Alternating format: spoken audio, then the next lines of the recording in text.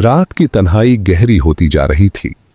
महल के ऊंचे बुर्जों पर जलते चिराग धीमी रोशनी फैला रहे थे, मगर बादशाह के दिल की बेचैनी बढ़ती जा रही थी।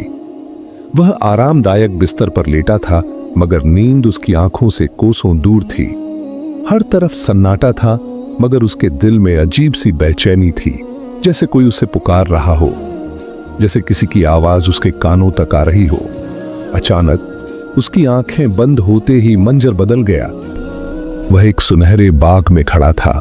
चारों ओर दूध और शहद की नहरें बह रही थीं। हवाएं भीनी भीनी खुशबू से भरी हुई थीं। फिजा में ऐसी रोशनी थी जो आंखों को चौंधिया नहीं रही थी, बल्कि दिल को सुकून दे रही थी। तभी अचानक एक रोशनी से नहाया हुआ चेहरा सामने आया। वह शख्स बादशाह के करीब आया। उसके चेहरे पर एक नूरानी मुस्कान थी। ऐ बादशाह, तुमने अपनी सल्तनत में इंसाफ किया, मगर अब तक तुमने जन्नत में अपना महल नहीं बनाया। बादशाह का दिल तेजी से धड़कने लगा। क्या? जन्नत में महल? मगर कैसे? रोशनी से नहाए हुए उस शख्स ने आसमान की तरफ इशारा किया और फिजा में एक अजीब सी गूंज उठी।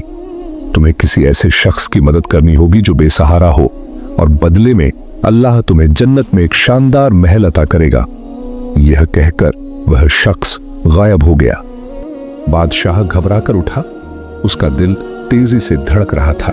सांसें बेकाबू थीं, जैसे किसी तूफान से होकर गुजरा हो। यह सपना था या हकीकत? मगर दिल कह रहा था यह एक पैगाम था। सुबह होते ही बादशाह ने फौरन वजीर को बुलाया। दरबार में ऐलान करो, जिसे भी जरूरत हो, जो भी बेसहारा हो, वो फौरन मेरे पास आए। अगले दिन बादशाह का दरबार लोगों से भरा हुआ था। हर तरफ वजीर और सिपाही मौजूद थे। तभी दो मासूम बच्चे दरबार में दाखिल हुए। उनके चेहरे मिट्टी से सने हुए थे, कपड़े फटे हुए थे, आंखों में डर और बेबसी थी। पूरे दरबार में सन्नाटा छा गया। बादशाह ने नरम लहजे में पूछा, बच्चों, तुम कौन हो और यहां क्यों आए हो? बड़े बच्चे ने कांपती आवाज में कहा, बादशाह सलामत, हम यतीम हैं। हमारे वालिद एक ईमानदार व्यापारी थे, मगर कुछ अरसा पहले उनका इंतकाल हो गया। एक जालिम सौदागर ने हमारी सारी जमीन और घर हड़प लिया और अब हमें दर दर कर दिया है। यह सुनते ही दरबार में सन्नाटा छा गया। बादशाह के चेहरे पर सख्ती आ गई। फौरन उस सौदागर को गिरफ्तार करके दरबार में पेश किया जाए। कुछ ही देर में सिपाही उस जालिम सौदागर को जंजीरों में जकड़कर दरबार में लाए। वह कांप रहा था, उसकी पेशानी पर पसीना था। बादशाह ने सख्त लहजे में पूछा, क्या यह सच है कि तुमने इन यतीमों का हक छीना? सौदागर के होंठ कांपने लगे। बादशाह सलामत, मुझसे गलती हो गई, वह घबरा कर बोला।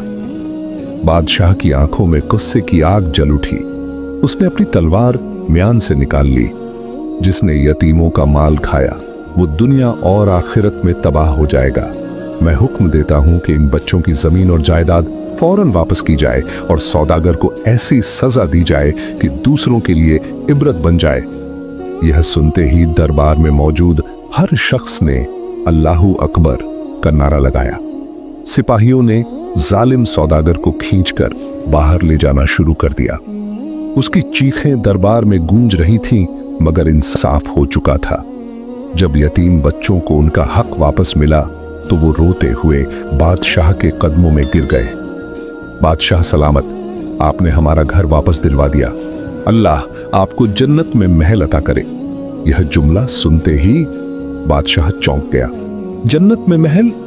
उसे अपना सपना याद आ गया। यही तो वो नेक अमल था जिसके लिए उसे चुना गया था।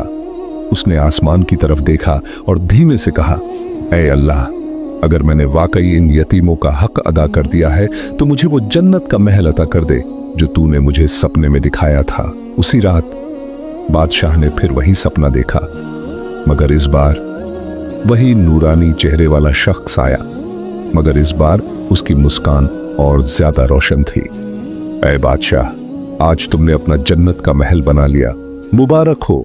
दोस्तों, यह कहानी हमें सिखाती है कि यतीमों, गरीबों और बेसहारों की मदद करना दुनिया और आखिरत में कामयाबी की जमानत है। जुल्म का अंजाम हमेशा बुरा होता है और जालिम को उसका बदला जरूर मिलता है। एक छोटी सी बात जिंदगी बदल सकती है। सब्सक्राइब करें और साथ रहिए।